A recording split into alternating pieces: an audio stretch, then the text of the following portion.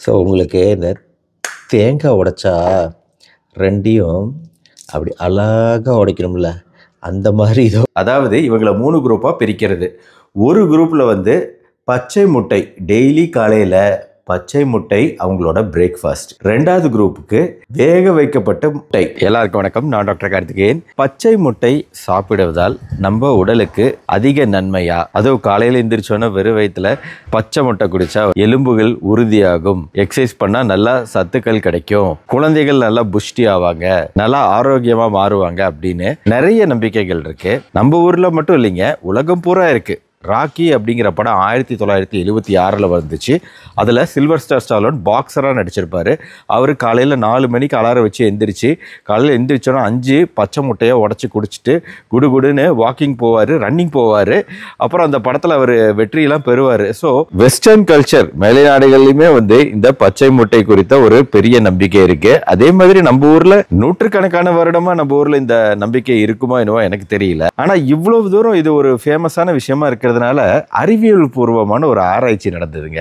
நாம் இந்த அறிவியல் பூர்வமான ஆராய்ச்சி என்ன அப்படிங்கிறதையும் அதோட முடிவு என்ன அப்படிங்கிறதையும் தான் பார்க்க போகிறோம். இன்னைக்கு நம்ம பார்க்கக்கூடிய இந்த ஆராய்ச்சி அப்படிங்கிறது நெதர்லாந்து நாட்டில் 45 ஹெல்த்தி வாலண்டியர்ஸ் அப்படின்னு சொல்லக்கூடிய ஆரோக்கியமான மனுஷங்களை வந்து எடுத்து அவங்களுக்கு ஆராய்ச்சி. அதாவது இவங்களை 3 குரூப்பாக பிரிக்கிறது. ஒரு குரூப்பில் வந்து பச்சை முட்டை டெய்லி காலையில் பச்சை முட்டை அவங்களோட பிரேக்ஃபாஸ்ட். 2வது குரூப்புக்கு வேக வைக்கப்பட்ட முட்டை, அதாவது டெய்லி காலையில் 5 வேக வைக்கப்பட்ட முட்டை அப்படிங்கிறது 2வது குரூப்பில் அவங்களோட டயட்டு. 3வது குரூப்பில் நார்மல் பிரேக்ஃபாஸ்ட். இப்படி 3ஆக பிரிக்கிறாங்க. 15 பேராக பிரிக்கிறாங்க. இது வந்து ப்ராப்பரான ஒரு ஆராய்ச்சி அப்படிங்கிறதுனால கரெக்டாக இத்தனை மணிக்கு எந்திரிக்கிறது, நைட் அவங்க எத்தனை மணிக்கு சாப்பிட்றாங்க, நைட்டு சாப்பிட்றதுக்கும் காலையில் சாப்பிட்றதுக்கும் இடையில் இருக்கக்கூடிய டைமிங்கு, இது எல்லாமே வந்து ஸ்டாண்டர்டைஸ் பண்ணுறாங்க. ஒரே மாதிரி இருக்கிற மாதிரி பார்த்துக்கிறாங்க. மேலும் இவங்களை வந்து எக்ஸசைஸ் பண்ண வைக்கிறாங்க. நல்லா எக்ஸசைஸ் பண்ண வச்சு இவங்களுக்கு எக்ஸசைஸ் பண்ணின பின்னாடி அவங்களுக்கு போஸ்ட் எக்ஸசைஸ் ரெக்கவரின்னு சொல்லுவோம். அதாவது எக்ஸசைஸ் பண்ணி முடித்த பின்னாடி தசைகள்லாம் எப்படி உறுதியாகுதா, எலும்புகள்லாம் நல்லா வலுவாக இருக்குதா, குறிப்பாக புரதம் எப்படி டைஜஸ்ட் ஆகி எப்படி உடம்புக்குள்ளே உறிஞ்சப்படுது போன்ற விஷயங்களை மெஷர் பண்ணி பார்க்குறாங்கங்க. உண்மையிலேயே மிகவும் அற்புதமான ஆராய்ச்சிங்க. ரிசல்ட்டை நான் சொல்கிறேன் பாருங்க.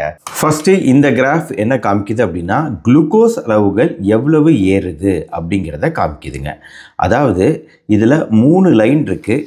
இந்த 3 லைனில் வந்து மேலே இருக்கக்கூடிய லைன் வந்து நார்மல் பிரேக்ஃபாஸ்ட் சாப்பிட்றவங்க, அடுத்து இந்த கிரே கலரில் இருக்கிறது வந்து பச்சை முட்டை சாப்பிட்டவங்க, நல்ல கருப்பு கலர் இருக்கிறது வேக வைக்கப்பட்ட முட்டை சாப்பிட்டவங்க. இப்போ இவங்க ரத்தத்தில் குளுக்கோஸ் அளவுகள் அதிகரிக்கிறது எவ்வளோ அப்படின்னு இந்த கிராஃப் காட்டுது.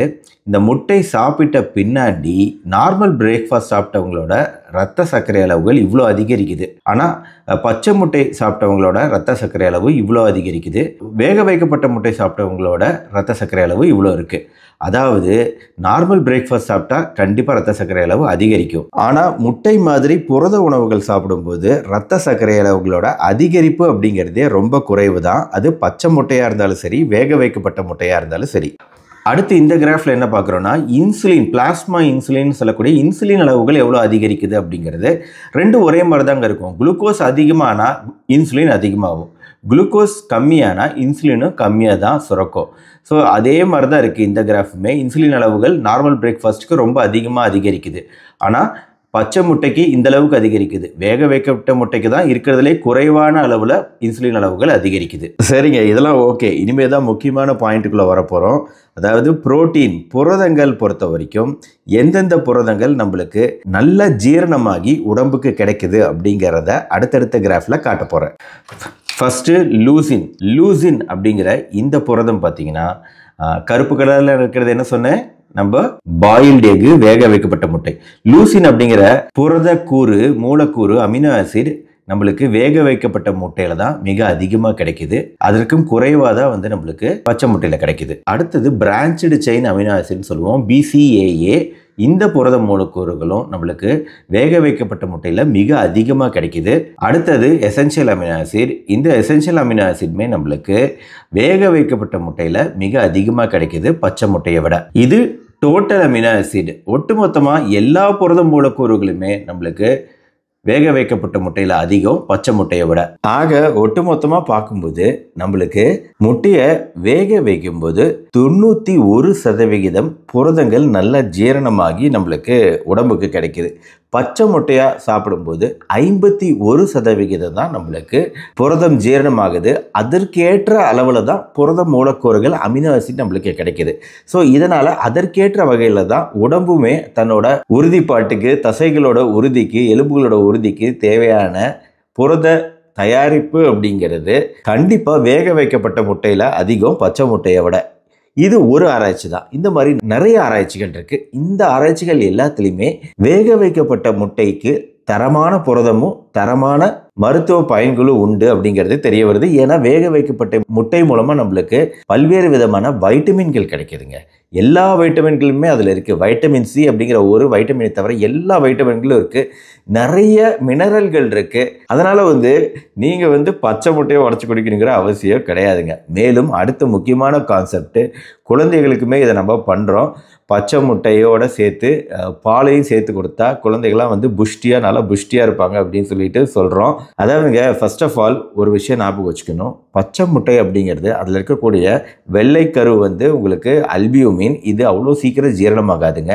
சில பேருக்கு அலர்ஜியை உண்டாக்கலாம், ஒவ்வாமையை உண்டாக்கலாம். நிறைய பேருக்கு முட்டை அலர்ஜி ஜீரணமாகாமல் போகிறதுக்கு காரணமே இந்த அல்பியூமின்கிற வெள்ளைக்கரு தான். ஸோ இந்த வெள்ளைக்கருவில் இவ்வளோ ப்ராப்ளம் இருக்கும்போது இதை நம்ம பச்சை முட்டையை சாப்பிட்டோம்னா இன்னுமே அந்த ப்ராப்ளம் ரொம்ப ஜாஸ்தி. முட்டை அலர்ஜி ஒரு ப்ராப்ளம் பச்சை முட்டையால் வரும். ரெண்டாவது விஷயம், இன்ஃபெக்ஷன், தொற்றுகள், வயிற்று கோளாறுகள் ஏற்படலாங்க.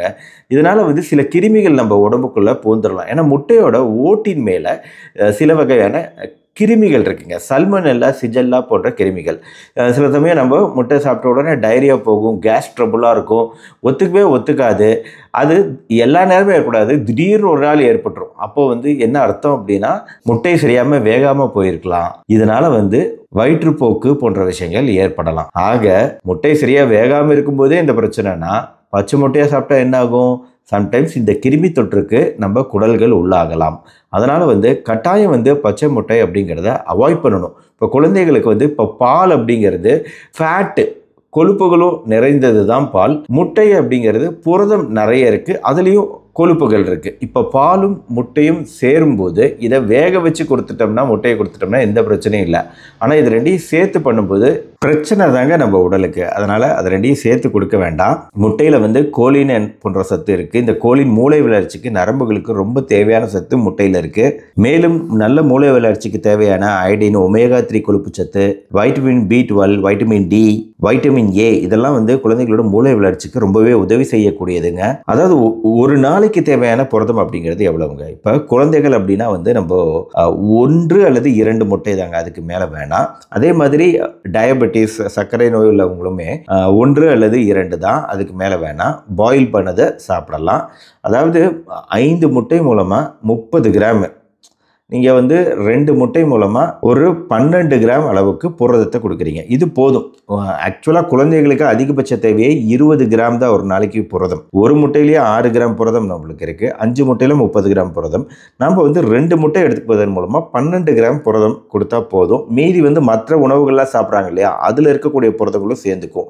பெரியவங்களுக்கும் அதே தான். அதனால தான் இந்த புரதத்தை வச்சு முட்டையோட எண்ணிக்கை எவ்வளோ சாப்பிடலாம் அப்படிங்கிறத நாங்கள் சொல்லிட்டு இருக்கேன். பெரியவங்க, சர்க்கரை நோய் உள்ளவங்களா இருந்தால் எப்பவுமே வேக வைக்கப்பட்டு அப்படி சாப்பிட்றது பெஸ்ட்டு. ஆனால் குழந்தைகளாக இருக்கும்போது ஆம்லெட்டு, பொடி மாசு போன்ற விஷயங்கள் அதில் லைட்டாக எண்ணெய் சேர்த்துவோம். இதனால் தப்பு கிடையாது. வளரும் குழந்தைகளுக்கு அது நல்லது. ஆக இந்த பச்சை முட்டையை நம்ம அப்படியே சாப்பிட்றதுக்கு பதிலாக என்கிட்ட ஒரு வித்தியாசமான இன்ஸ்ட்ருமெண்ட் இருக்குங்க. அந்த இன்ஸ்ட்ருமெண்ட் வச்சு ஈஸியாகவே பாயில் பண்ண முடியுது.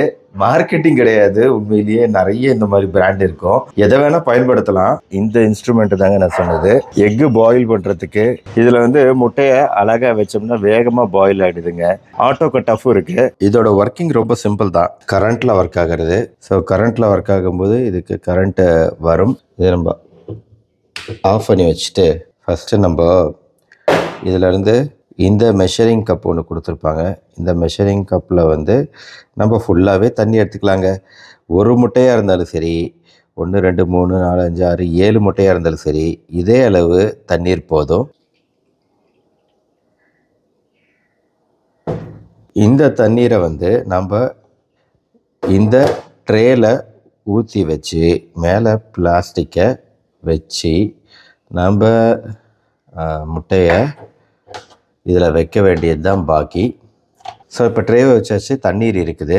முட்டையை வைக்கும்போது நம்ம என்ன பண்ணணும்னா, நம்ம முட்டையை அப்படியே வைக்கிறதுக்கு பதிலாக இப்போ நம்ம யூஸ் பண்ணோம் இல்லையா இந்த தண்ணீர் கப்பு, இந்த தண்ணீர் கப்புக்கு பின்னாடி இந்த ஷார்ப்பான ஒரு விஷயம் கொடுத்துருப்பாங்க. இந்த ஷார்ப்பான விஷயத்தை வச்சு முட்டையோட மேல் பகுதியில் ஒரே ஒரு ஹோல்,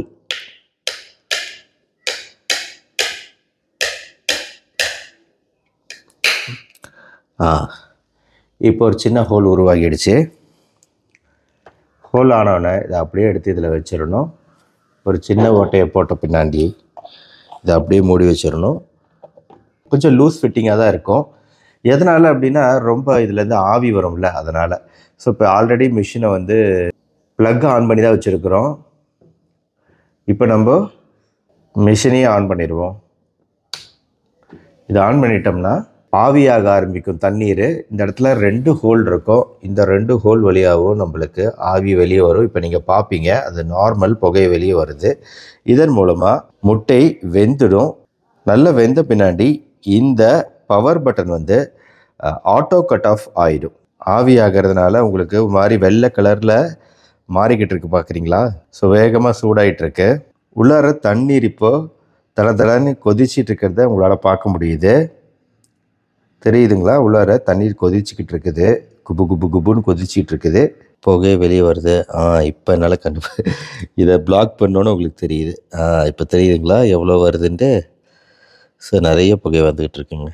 முட்டையை பாயில் பண்ண விட்டுட்டு அது வெந்துருச்சா அப்படின்னு பார்க்க வேண்டிய அவசியமும் இல்லை. முட்டையை நம்ம ஓவர் பாயிலிங் பண்ணி அந்த முட்டை ஓட்டிலேருந்து முட்டை வெளியே வலிஞ்சு வெளியே ஓடக்கூடிய ப்ராப்ளமும் இல்லை. பல பிரச்சனைகள் இதனால் சால்வ் ஆகுதுங்க. என்ன உங்களில் சில பேர் கேட்கலாம், என்ன சார் இது பிளாஸ்டிக் மூடியாக இருக்கே அப்படின்னு சொல்லிட்டு கேட்கலாம். பட் பிளாஸ்டிக் நேரடியாக வந்து முட்டையோட எதிர்வினையோ நேர்வினையோ ஆற்ற கிடையாது. மெயினாக முட்டை வேகிறது ஆவியில் தான், நீராவியில் ஸ்டீமில் தான் வெந்துக்கிட்டு இருக்கு அப்படிங்கிறது இதில் இருக்கக்கூடிய பெரிய அட்வான்டேஜ். அதனால் பெரிய ஆரோக்கிய பிரச்சனைகள் அப்படின்னு எதுவும் கிடையாது. தைரியமாக யூஸ் பண்ணலாம்னு நினைக்கிறேன். இதோட விலை ரொம்ப சீப்பு தான். ஆன்லைனில் 300 ரூபாய்க்கு அந்த ரேஞ்சுக்கு தான் நான் வாங்கினேன்னு நினைக்கிறேன். எனக்கு சரியாக ஞாபகம் இல்லை. எனிவே நான் லிங்க் போடுவேன், பார்த்துக்குங்க. பார்த்தீங்களா, ஆஃப் ஆகிடுச்சு. இதோட குக்கிங் டைம் சரியாக 8 நிமிஷங்க. நீங்கள் ஃபுல்லாகவே சூடாக இருக்கும். டைரெக்டாக இதை தொடுறதே வந்து பிளாஸ்டிக் அப்படிங்கிறதுனால உங்களுக்கு பெருசாக சூடு தெரியல. இதை எடுத்திங்கன்னா இது இப்போ பயங்கரமாக கொதிக்கும். எந்த பகுதியும் தொட வேண்டாம், கொஞ்சம் ஆறட்டும். சீக்கிரம் வேணும் அப்படின்னு நினச்சிங்கன்னா டக்குன்னு முட்டை எடுத்து தண்ணிக்குள்ளே போட்டு ஆற வச்சு வேணால் நம்ம உடச்சி சாப்பிடலாம். ஓகே, முட்டை ஆக்சுவலாக ஆறிடுச்சு. ஸோ உங்களுக்கு இந்த தேங்காய் உடைச்சா ரெண்டையும் அப்படி அழகாக உடைக்கணும்ல, அந்த மாதிரி இதோ உடைக்கணும் அப்படிங்கிறதுக்காக ட்ரை பண்ணுறேன். ஆனால் எந்த அளவுக்கு ஓகே வந்துருச்சுங்க. சிம்பிள் தான், அழகாக வந்துருச்சு. பார்த்தீங்களா, சூப்பராக இருக்குல்ல?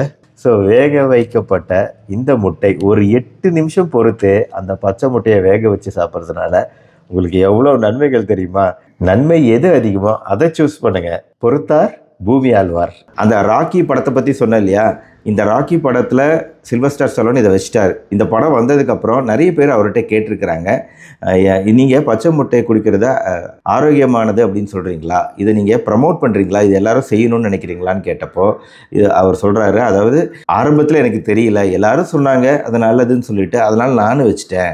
ஆனால் அதுக்கப்புறமா 5 வருஷம் கழித்து தான் எனக்கு இது ரொம்ப அன்ஹெல்த்தி, ஆரோக்கியம் இல்லை அப்படிங்கிறது தெரிய வந்துச்சு அப்படிங்கிறத ராக்கியும் சொல்லிட்டாரு 5 வருஷம் கழிச்சு. ஸோ நம்ம ஊரில் நிறைய ராக்கிங்க இருக்கிறாங்க. அந்த ராக்கிங்க உடற்பயிற்சி செஞ்சு ஜிம் பாடி போகிறவங்களுக்குலாம் இதை தெரிவிங்க. இந்த வீடியோ பிடிச்சிருச்சுன்னா லைக் பண்ணுங்கள், அவங்களுக்குலாம் ஷேர் பண்ணுங்கள். நம்ம சேனல் டாக்டர் கார்த்திகேயன் சப்ஸ்கிரைப் பண்ணி ஃபாலோ பண்ணுங்கள். மறுபடியும் நாளைக்கு பார்ப்போம். நன்றி, வணக்கம்.